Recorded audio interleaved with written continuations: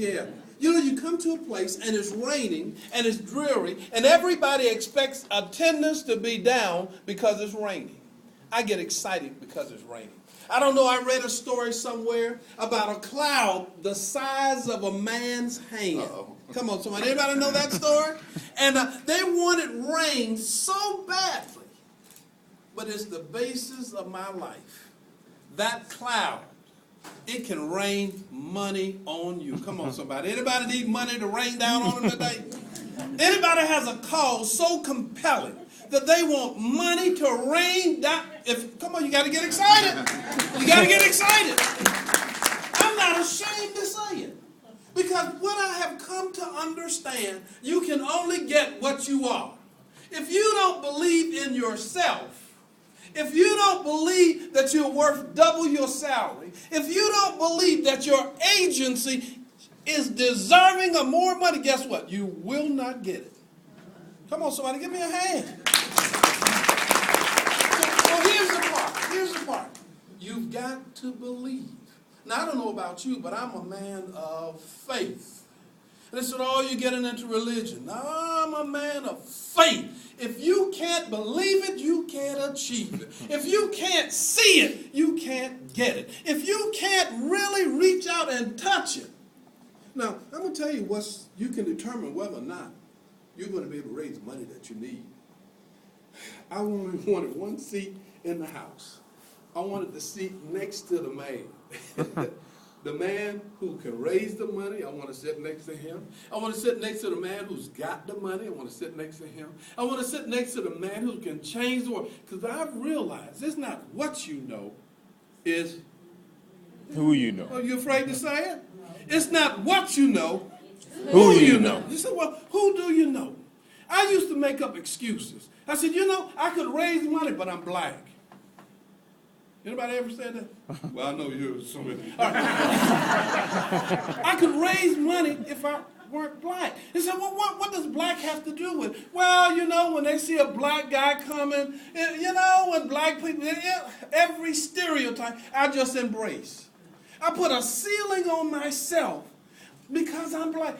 Some of you ladies, well, you know, I could do a better job, but they don't respect women directors. You know, I could be a better job, but I'm a single mom. We make excuses, but guess what? I sat next to a man who created the heavens and the earth. I sat next to a man who created me in his own image. I sat next to a man who could only say yes to me. And I began to look at how he looked at me. He said, I have created you to be something special. I've created you to be unique and different. I've created and given you gifts that you can accomplish great things. And I said, who, me? I didn't believe. And so that story you saw just now is a $10 million story. A $10 million. You said, well, how do I know? I gave 325 United Way presentations in Columbia, South Carolina. Every agency I went in and told that story, the money doubled or tripled. Why? Because somebody could see the difference that it made.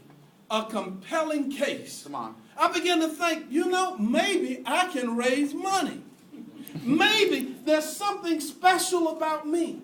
I went out and bought another pair of glasses just like the one I had. Come on, somebody. But guess what?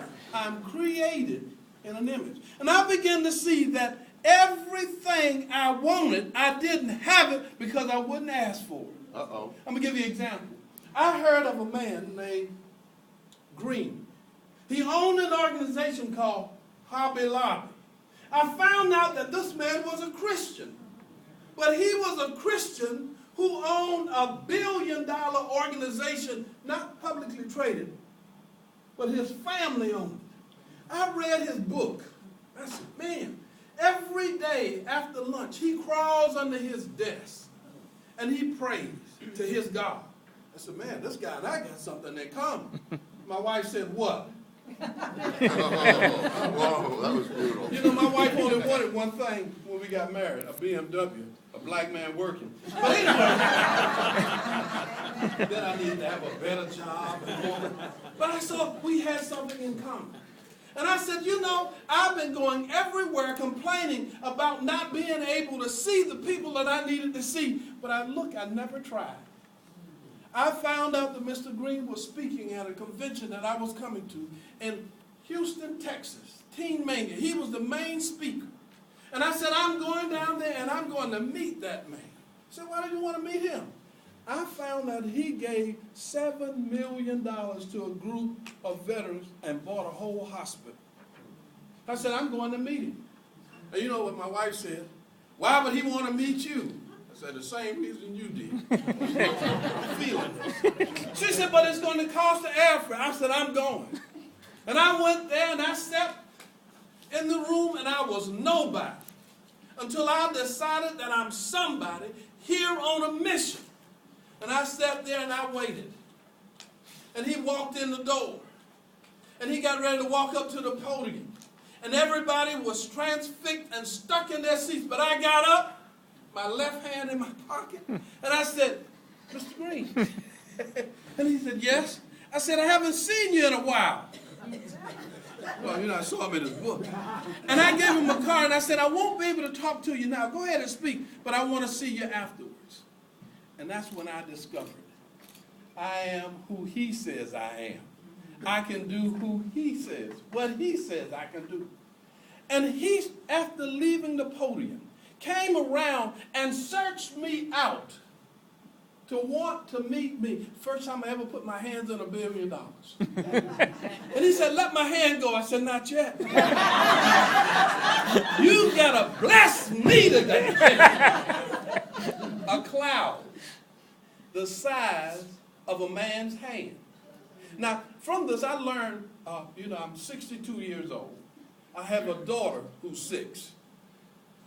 All right, we adopted, okay? So now, when she's in 10th grade, I'm 72.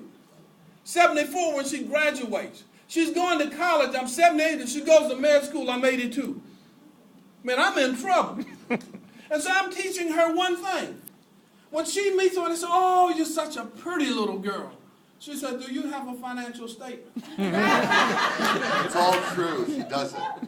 And I said, oh, why do you want? Is your 401k fully funded?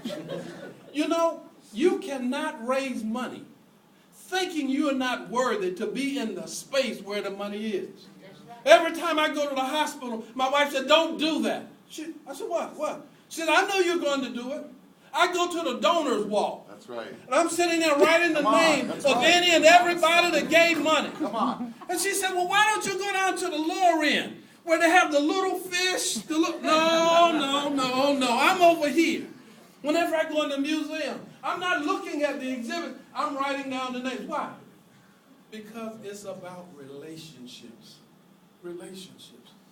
Any of you good in relationships? Some of you complain, well, I was married. I'm divorced now because I didn't know how to handle relationships.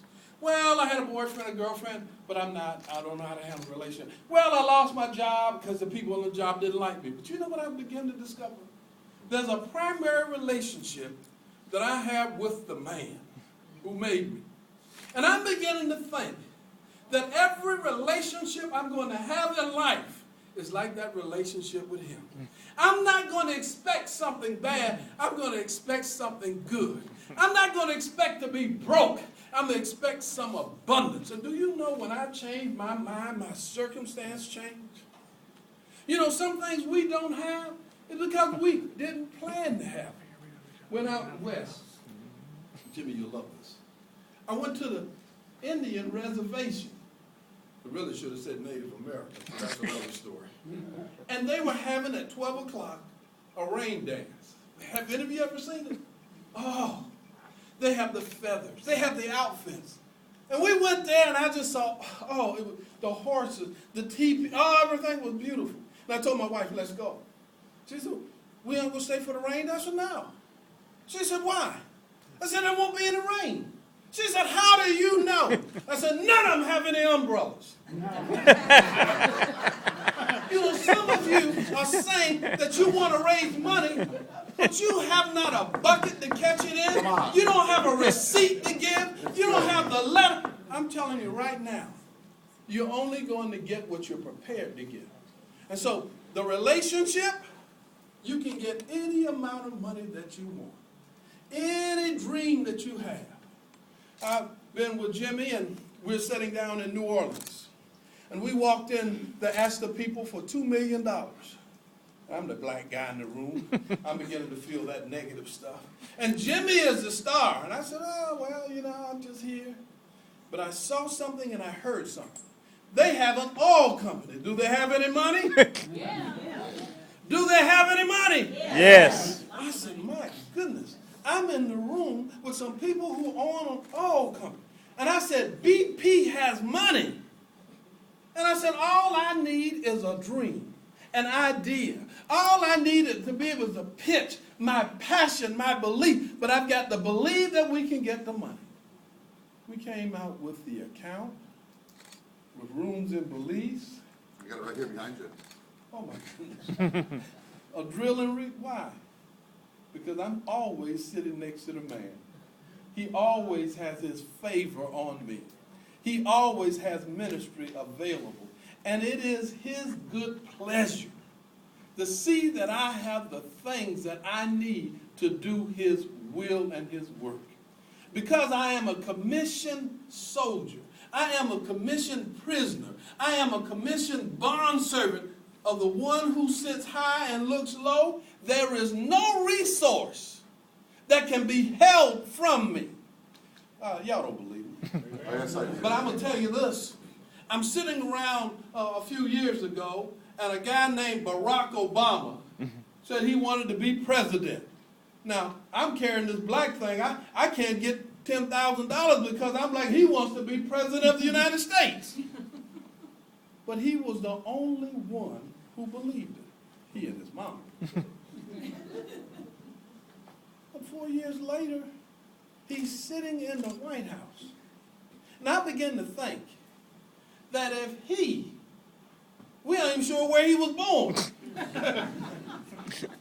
If he can get from there to the White House, surely I can get between here and 10 million.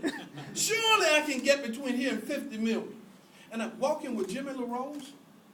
I was a civil rights advocate. But I had to get with this white fellow to go to the National Civil Rights Museum where Martin Luther King was shot. And I'm sitting in the room. And I reached over and grabbed Jimmy and just held his hand. I'm at this historic location. And I'm in the room with the directors. And they say, will you help us raise $50 million? I say, certainly. I have never in my life said raise $50 million. And I want you to know a year later, $30 million is in the bank because we believe. Come on, somebody, give a hand.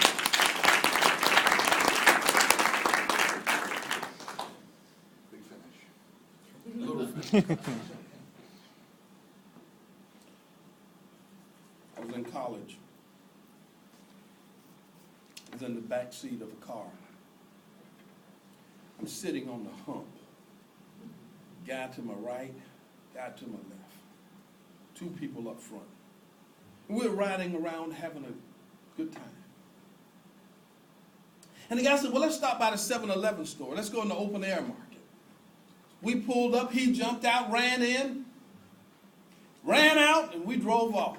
He said, man, let's get something to eat. I said, we don't have any money. I mean, we broke. He said, not anymore. I said, what happened? He said, man, we just robbed them. And I learned the expression, the hand of one is the, well, somebody got some criminal background. Is the hand of all. I have never experienced being so close to a mandatory 7 years in my life. I've never been so terrified at being at the wrong place at the wrong time. But I want you to know today that you made a similar decision, except you've decided to be at the right place, at the right time, and the hand of one becomes the hand of all. So whatever your organization is, whatever your mission, whatever the country, whatever the call on your life, it's only in your mind what you believe that it can accomplish. I want you to know that every board member is a good board member and can be trusted. Come on. They can only be what you believe them to be. I want you to know that every donor, every volunteer is committed to what you're doing. I want you to know that there are people standing out there in the streets waiting for you to ask them for what you need. And they are ready and willing to give it to them. Somebody said, well, what kind of fundraising event did Mother Teresa have? She never had a fundraising event. She had a compulsion, a compelling reason to serve mankind. And everybody had to stop in this world and look at her. And they ran behind her and gave her money and more money and more money. She said, stop. I don't want any more money. I want somebody to care. Come on. So money is the least of your problems. It's true. If you believe, I believe.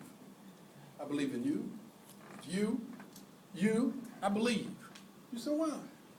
I'm going, Jimmy. Because I've seen miracles. I live my life on the next miracle. 2,000 years ago, a man named Paul went on the third missionary journey. 2 Corinthians 8:9. 8:9. It tells how he, with no money, no job, part-time tent maker, how he raised money to feed the saints in Jerusalem. No printed materials, no television, no newspaper. But he believed in the saints in Ephesus, in Corinth. He believed. And he gave them a compelling case. And if he could raise it, why can't we? Same God, same mission. I tell you, I'm so excited today to be here because you are in a position to change the world. Won't you stand up and give yourselves a round of applause? Thank you, Bishop. Hey! I'm excited. Remain standing. I just want to comment and let you know that the mechanics of this thing work, but for whatever reason, this pyramid, they don't work unless you've got what he's got as well. It's all true. We'll see you. Let me turn it over to John. Remain standing. We'll do some house.